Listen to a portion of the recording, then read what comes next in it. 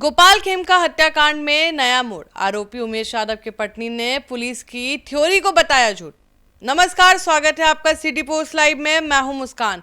बिहार के चर्चित कारोबारी गोपाल खेमका हत्याकांड में अब पुलिस की कहानी पर सवाल उठने लगे हैं। एक तरफ पुलिस दावा कर रही है कि उसने शूटर को पकड़ लिया है, दूसरी ओर आरोपी उमेश यादव की पत्नी ने पूरी कहानी को झूठा और गद्दार बताया है पूरी कहानी को झूठ करार दे दिया है। इस पर बातचीत करने के लिए हमारे साथ मौजूद है वरिष्ठ पत्रकार श्रीकांत प्रत्युष। सर, अब कौन सा मोड़ आने वाला है? देखिए, पुलिस ने तो प्रेस कॉन्फ्रेंस करके बकायदा ऐलान किया था, दावा किया था कि उसने शूटर को पकड़ लिया है। जिस हथियार से शूट किया गया था वो हथियार बरामद कर लिया गया है। जिस स्कूटी का इस्तेमाल किया गया था वो स्कूटी भी बरामद कर लिया गया है। लेकिन जो शूटर है, तथाकथित शूटर उमेश यादव, उसकी पत्नी तो कुछ और ही कहानी कह रही है। और वो कह रही है कि भाई पुलिस ने मनगढ़ंत कहानी बनाई है। जब हत्या हुई गोपाल खेमका की, वो पत्नी का कहना है कि वो घर में थे, उसके साथ सो रहे थे, उसकी तबीयत अक्सर ख़राब रहती है और रात भर वो जगी रहती है। तो पति कहीं जाते तो उसको पता चलता, पति कहीं गए ही नहीं थे।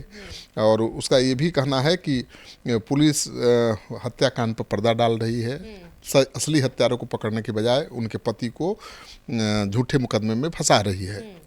उनकी पत्नी, उमेश यादव की पत्नी का कहना है कि बिल्डर अशोक शाह के कहने पर खेमका की हत्या की कहानी झूठी है, क्योंकि अशोक शाह से उसका कोई रिश्ता ही नहीं है, कोई संबंध ही नहीं है। वो जानता ही नहीं है कि अशोक शाह कौन है। और इस मामले में आपको पता ही है कि डीजीपी ने प्रेस कॉन्फ्रेंस किया था, एडीजी हेडक्वार्टर उस प्रेस कॉन्फ्रेंस में थे, पटना एसएसपी थे, और सबने दावा किया था कि केस को सुलझा लिया गया है। लेकिन सच्चाई यही है कि उस प्रेस कॉन्फ्रेंस में भी पुलिस ये नहीं बता पाई थी कि हत्या का असली कारण क्या है। अब सुपारी देने वाला अशोक साव ने क्यों सुपारी दी हत्या की, और जिसको सुपारी दी क्या उसको पता था कि किसकी हत्या करने जा रहा है? क्योंकि उसकी पत्नी कह रही है कि तो गोपाल खेमका का नाम भी नहीं सुना है, वो जानता भी नहीं कौन है। और उसके पैर, उसका वजन 102 किलो है और पैर में लोहे का रॉड लगा हुआ है। वो स्कूटर चलाना जानता ही नहीं है, जबकि पुलिस कह रही है कि स्कूटर से गया था। उसकी पत्नी ये सवाल उठा रही है कि सीसीटीवी फुटेज देख लीजिए जिसमें शूटर दिखाई दे रहा है, वो पतला है, उसका फिजिक देख लीजिए। वो तेज़ी से दौड़ते हुए आता है, गोली मारता है, तेज़ी से दौड़ते हुए जाता है और स्कूटर पर बैठकर भाग जाता है। तो कह रही है कि भाई आप तस्वीर मिला लीजिए ना सीसीटीवी से, और मेरे पति की तस्वीर बिल्कुल मेल नहीं खाती है। वो पतला था, दुबला था, तेज तर्रार था। मेरा पति तो भोदू है, 102 किलो उसका वजन है, पैर में लोहे का रड लगा है, पैदल चलता है तो हाँफने लगता है। फिर वो हत्या कैसे कर सकता है? और उसकी पत्नी का तो ये भी दावा है कि उसका कोई आपराधिक रिकॉर्ड नहीं है।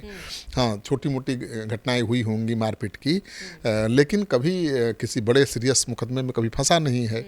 और जो पुलिस कह रही है कि पैसे की कमी से, तंगी से जूझ रहा था, इसलिए उसने ये काम लिया। लेकिन उसकी पत्नी कह रही है कि वो केबल ऑपरेटर का काम करते हैं, कई घरों में कनेक्शन है केबल का, और नियमित रूप से पैसे भी आते हैं, और उसको आर्थिक तंगी बिल्कुल नहीं है। पुलिस ने दिखाया है कि जो सुपारी का पैसा बरामद हुआ है, वो कह रही है कि सुपारी का पैसा नहीं है, बल्कि ये उसका पैसा है जिसे उसने जमा किया था अपने ऑपरेशन कराने के लिए। उसने डॉक्टर का स्लिप भी, प्रिस्क्रिप्शन भी दिखाया और कहा कि भाई दूसरे दिन ही मेरा ऑपरेशन होना था, जिसके लिए मैंने पैसे जमा करके रखे थे। अब पुलिस उसी पैसे को कह रही है कि सुपारी क्या पैसा है। तो उसकी पत्नी तो बहुत गंभीर सवाल उठा रही है, और उसको डर भी है कि उसके पति की हत्या हो सकती है। राजा जो मारा गया इनकाउंटर में, उसके बारे में भी उसने कहा कि हाँ उसके घर के पास ही रहता है, लेकिन उससे उसके पति का कोई संबंध नहीं है, कोई दोस्ती नहीं है।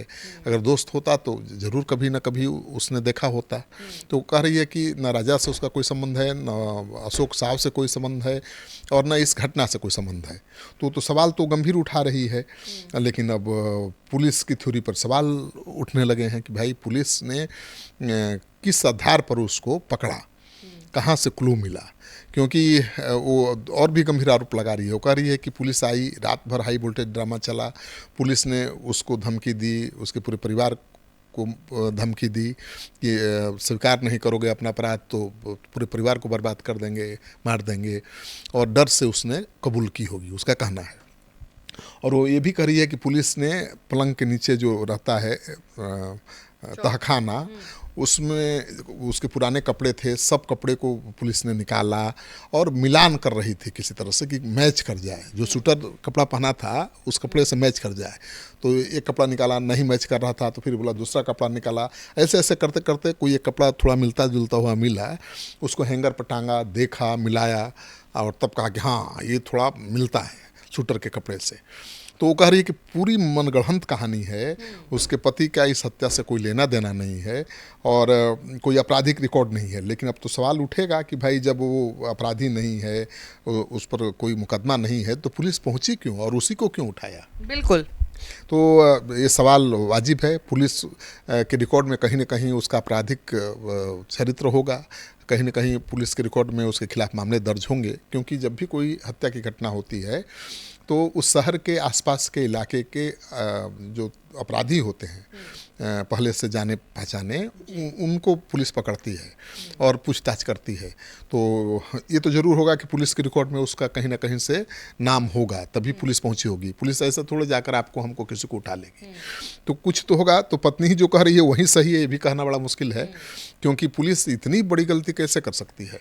लेकिन उसकी मांग कुछ जायज़ भी दिख रही है। उनकी पत्नी का कहना है कि एनकाउंटर का डर दिखा के और बोला कि एक्सेप्ट कर लो कि हत्या की है। वो कह रही है कि भाई इस मामले की निष्पक्ष जांच होनी चाहिए, उसका पति बेकसूर है और जिस समय हत्या हुई है गोपाल खेमका की, उसका पति उसके साथ था, वो कह रही है। लेकिन ये जरूरी नहीं है कि जो कह रही है सच ही कह रही है, और वो निष्पक्ष जांच की मांग कर रही है।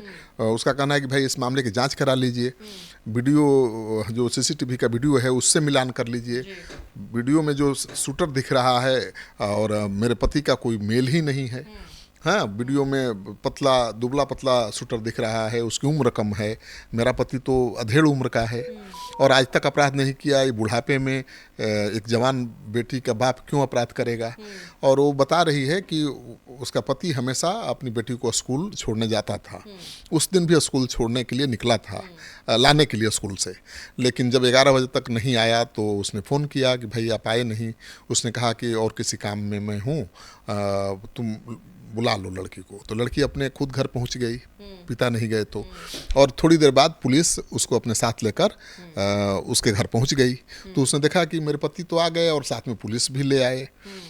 ठीक है, तो उसने कहा कि पुलिस ने बहुत दबाव बनाया, उसका आरोप है कि पुलिस ने बहुत दबाव बनाया, केस को मैनिपुलेट किया। पुलिस झूठे मुकदमे में उसके पति को फंसा रही है और उसे आशंका है कि जो पुलिस के ऊपर दबाव है अपराधी को पकड़ने की और जो राजनीतिक दबाव बन रहा है, उसकी वजह से आनन फानन में पुलिस ने मामले को शांत करने के लिए उसके पति को आरोपी बना दिया है। तो आरोप तो बेहद गंभीर है, लेकिन ये भी सच है कि जब कोई आरोपी पकड़ा जाता है तो उसके परिजन इसी तरह की दलील देते हैं। तो ये तो जांच का विषय है। मुस्कान, देखिए, अगर हम इस खबर को देखें, उनकी पत्नी के बातों को अगर हम नज़र रखें, तो फिर असली हत्यारा कौन है, सवाल ये उठ रहा है। क्योंकि अभी तक रीज़न तक नहीं पता चल पाया है कि आखिर ये जो हत्या हुई है क्यों हुई है, कौन से ज़मीन को लेकर हुई है, कौन से विवाद को लेकर हुई है। और बात सही है, जब सवाल ये भी उठ रहा है मुस्कान, सवाल उठा रहे हैं लोग, उसकी पत्नी भी उठा रही है कि उसका पति अगर क्रिमिनल होता तो पुलिस के पास उसका रिकॉर्ड होता जी। और कभी उसने हत्या नहीं की है, तो अचानक कोई 50 साल 55 साल की उम्र में सुपारी थोड़े ले लेगा, पैसे की तंगी हो तो भी। सुपारी तो वही लेता है जो प्रोफेशनल हो, जो हत्या करने में हिचकता ना हो। आपको हमको करोड़ों रुपया भी कोई दे देगा तो हम लोग किसी को मार सकते हैं? नहीं मार सकते हैं। सीसीटीवी में भी दिख रहा है कि बहुत एक्सपीरियंस है, आराम से चल के आया और मार के आराम से आया। स्कूटर खड़ा था, पहले से इंतजार कर रहा था, जैसे ही गाड़ी आई आराम से आया और एक गोली मारी और 2-4 गोली चलाने की भी जरूरत नहीं पड़ी। नया आदमी जाएगा तो पूरा गोली उतार देगा कि मरे बचे नहीं। और एक गोली भी ऐसा मारा कि सीधे हत्या हो गई। हाँ, एक गोली ऐसा मारा कि घटना स्थल पर ही वो ढेर हो गए। तो ये तो किसी प्रोफेशनल शूटर का ही काम दिखाई देता है। हो सकता है कि उसकी पत्नी झूठ बोल रही हो, वो प्रोफेशनल शूटर ही हो, ये कोई बड़ी बात नहीं है। लेकिन जब सवाल उठा रही है इतना गंभीर कि उसका पति स्कूटर नहीं चलाना जानता था, उसके पति के पास कोई स्कूटर था ही नहीं, उसकी बेटी लगातार कह रही थी, दबाव डाल रही थी कि पापा मुझे स्कूटी सीखना है। वो कहता था कि भाई मेरे पास तो स्कूटी है नहीं और स्कूटी चलाना मैं जानता भी नहीं हूँ, तुमको कैसे सिखाऊंगा, मैं तो बाइक चलाता हूँ। और मुझे लगता है कि पुलिस को इस बात पर ध्यान देना चाहिए और जो आरोप लगा रही है उसकी गंभीरता से जांच करनी चाहिए। चूक हो सकती है ना भाई, आप देखिए चूक होगी तो फायदा कौन उठाएगा? असली अपराधी फायदा उठाएगा। जिसने हत्या की है वो बच निकलेगा। तो उसके आरोपों को आप हल्के में नहीं ले सकते, उसकी गंभीरता से जांच करनी चाहिए। और मुझे लगता है कि उसको उसी स्कूटी पर बिठाकर एक तस्वीर लेनी चाहिए कि जो सीसीटीवी वीडियो में जो तस्वीर दिख रही है स्कूटी पर बैठे हुए अपराधी की, वो उससे मिलता है कि नहीं मिलता है, क्योंकि दोनों की फिजिक में बहुत बड़ा अंतर है। है सीसीटीवी में, लेकिन सीसीटीवी से आप असली फिजिक का अनुमान भी नहीं लगा सकते। सीसीटीवी में मान लीजिए कोई कपड़ा ढीला ढाला या टाइट पहना हो तो थोड़ा पतला लगेगा, और कोई ढीला थोड़ा कपड़ा पहन ले तो मोटा लगेगा। तो क्या सच्चाई है ये जानना बहुत ज़रूरी है। तो पुलिस को उसी स्कूटी पर उसको वहाँ बैठा के सीन क्रिएट करना चाहिए कि कैसे जैसे हत्या हुई है उसका पूरा सीन है, सीसीटीवी में कैद है, उसको दोहराना चाहिए। वो कहा था ना नाटकीय रूपांतरण, और उसमें असली तस्वीर आ जाएगी। नहीं तो जो शूटर है वो बच निकलेगा और एक बेगुनाह फंस जाएगा। क्योंकि अभी तक जो सुपारी देने वाला है अशोक साव, जिसका कहा जा रहा है कि सुपारी दिया है, उसको लेकर भी सवाल उठ रहा है भाई कि उसने सुपारी क्यों दी। अब पुलिस कह रही है कि उसके घर पर ज़मीन के ढेर सारे कागजात मिले हैं। एक ऑडियो मिला है मोबाइल से जिसमें वो ज़मीन को लेकर किसी से बातचीत कर रहा है, 2 करोड़ के लेन देन की बात कर रहा है। तो क्या वो खेमका ही से बात कर रहा था? अब तो ये भी क्लियर करना पड़ेगा पुलिस को ना कि दूसरी तरफ जो था अशोक साहब से बात करने वाला कौन था? खेमका था या खेमका का कोई परिवार का था? अगर हत्या किसी ज़मीन विवाद को लेकर हुई है तो किस ज़मीन को लेकर विवाद था, किस प्लॉट को लेकर विवाद था, ये भी तो पुलिस क्लियर नहीं कर पाई है। और इस बीच जो तथाकथित शूटर है उसकी पत्नी ने गंभीर आरोप लगा दिया है। तो इसको हल्के में तो लिया नहीं जा सकता है। लोगों के जहन में भी सवाल उठ रहे हैं कि सच्चाई क्या है भाई। तो सच्चाई जानने के लिए ज़रूरी है, और आप उम्मीद कर सकते हैं डीजीपी बहुत ईमानदार अधिकारी हैं और वो वैज्ञानिक तरीके से जांच के लिए ही जाने जाते हैं, बहुत अनुभवी हैं। नक्सल इलाकों में बहुत काम किया है उन्होंने, उनको बहुत अनुभव है इन्वेस्टिगेशन का, सीआईडी में भी रहे हैं, तो जानते हैं कि कैसे पड़ताल की जाती है। लेकिन जब कम समय में बड़ी पड़ताल की जाए तो चूक होने की संभावना रहती है। तो मुझे लगता है कि डीजीपी संज्ञान लेंगे उसकी पत्नी के आरोपों का और उसकी फिर से जांच कराएंगे ताकि दूध का दूध पानी का पानी हो सके। तो आप सुन रहे थे पूरे डिबेट को, और हमारी नज़र इस खबर पे बिल्कुल बनी रहेगी और आपको पल पल की खबर अपडेट करेंगे। फिलहाल इस खबर में इतना ही है। आगे की खबरों के लिए बने रहे हमारे साथ। धन्यवाद।